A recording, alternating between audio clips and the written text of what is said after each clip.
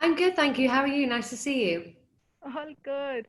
So, first of all, congratulations. Your latest album is doing well. Your fans love it, and also the critics. But then it took you about 5 years to release an album. Tell me about it. What took you so long? Well, after the last album, I spent a good 3 years touring and doing shows around the world. The album did well, delivered my third album, so that I was very occupied with that. And by the time I finished that tour, I was ready to have a rest. And I think people forget that an album comes with such a cycle. And so I spent a good few years touring with that, and then I did some collaborations, which took up some time. And then I had spent a few years. I moved to New York, and I spent a few years there and just lived a bit and realized I'd never really had sort of a life other than touring. So I embraced it and embraced not moving around all the time and embraced being in one place and I met my husband and yeah. So, tell me about lockdown because obviously there were no shows and people were not going to music studios. So, tell me, how did you utilize this time? Well, I spent my time actually out in the countryside. My husband studies out there in Oxford, so I was able to move out there, and I spent so much time in nature. I did so much walking, and I, I, I, yeah, I got to really, it was I got to run on the road because there were no cars, so that was very liberating, and the pollution seemed to disappear for a while. And I did a lot. I did some writing and I did some performances, and I got to I got to really see what life was like, performing at home and all the technology in my own living room. So it was definitely challenging and different, but it was fun, and I had a good team of people helping me, thankfully. You also worked on your music video part. You shot it yourself. So tell me about that, the preparation, because music artists aren't really used to it. There are so many people behind a music video. So when you had to do your own thing for parts, so were there like extra preparation? How was it? It was yeah, it was really just me. It was a nice feeling to not have so many people in the room, and you do feel an element of freedom because there's no, like, there's usually all male crews around telling you what to do, and sort of taking a while doing all the lights, and it's time consuming. It's a long day usually in music videos, so it was very nice feeling to be there by myself and to feel really like I could be myself. And it was great, and I did it actually right here in this house. And yeah, it's meant to be, it's meant to be like a video of liberation, like, if you're kind of free in your own sexuality, and you get to, and I'm singing about 21st century relationships and how they're superficial, and how we've lost the magic. And I think it's just very significant for now, really. Mhm. Right. Okay, so coming to your collaborators, there are some interesting names. So how do you exactly select them? Do they approach you, or you think this particular song is fit for this particular artist? Well, if a collaborator approaches me, I'm always curious naturally because they've chosen me, and so I'll always be open to collaborations with people who ask me first. And then also, I love art. There's some artists that I hear and just love and always want to collaborate with, and there's some that I just feel like I felt were right, like Sway Lee and Diplo just worked so well. And I've known Diplo for years, and then Juice WRLD I just knew would be perfect for Hate Me. And then I've done all sorts of collaborations. I used to collaborate a lot with electronic producers because I grew up listening to electronic music, and it was all in my blood, and I was fascinated by it. But I also love classical music, so I've collaborated with a lot of classical musicians. And the Brightest Blue experience in London was all done at the Victorian Albert Museum, and it was all It was done with lots of musicians and lots of crew, but it was no audience. It was just we luckily had the museum at our disposal that we could use to shoot essentially like a live show in without an audience. It was very different and strange, but it was really good fun. Right. Okay, so looking back in time, now 2020 is the year when you mark your 10th anniversary in the industry. Your first album had come out in February 2010. So when you look back at your journey, tell me about it. What are the things that you really cherish or things that you could make changes to?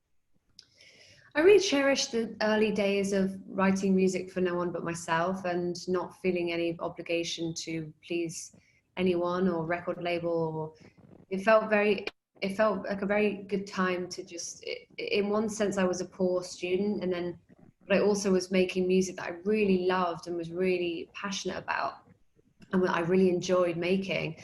And then, you can get lost a little bit along the way. I think it's been the kind of journey that where every single thing is amplified. Everything is amplified just that bit more in having a job in music, because especially when you end up being in the public eye, everything becomes just a bit stranger in that you're trying to be a performing artist, but also a writer, and you're trying not to write about that side of things. And so it's all, everything is kind of made just that bit bigger. And so it's definitely been the journey, a real testing journey, where I've had to find a balance between being humble and having confidence. And it's been a very colorful and magical journey, but I feel like I come out of it just really feeling grateful for the experiences, for my fans, and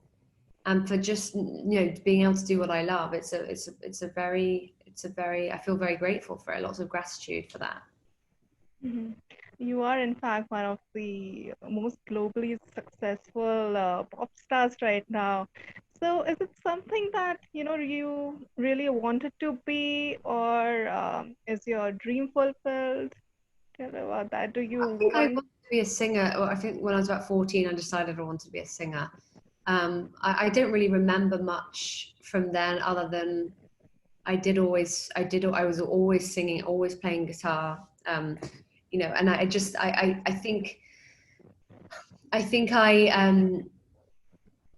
I think I was always, I was always writing music, imagining myself performing, but I didn't have a huge amount of confidence. So that was something that I really had to build and really had to work on. It wasn't like I was born with just to be a star. It takes a lot of work and a lot of like work on yourself, to eventually get used to that kind of, um, uh, what is the word? Get used to that kind of attention, that kind of spotlight. Mhm. Right. Okay, so let's talk about your first show of 2020. It was obviously different from the ones that you're used to. You've had huge crowd, but this time your show was live streamed. So, were you nervous to be back on the stage, or you were just excited? I was excited. I weirdly didn't show any nerves. I wasn't nervous.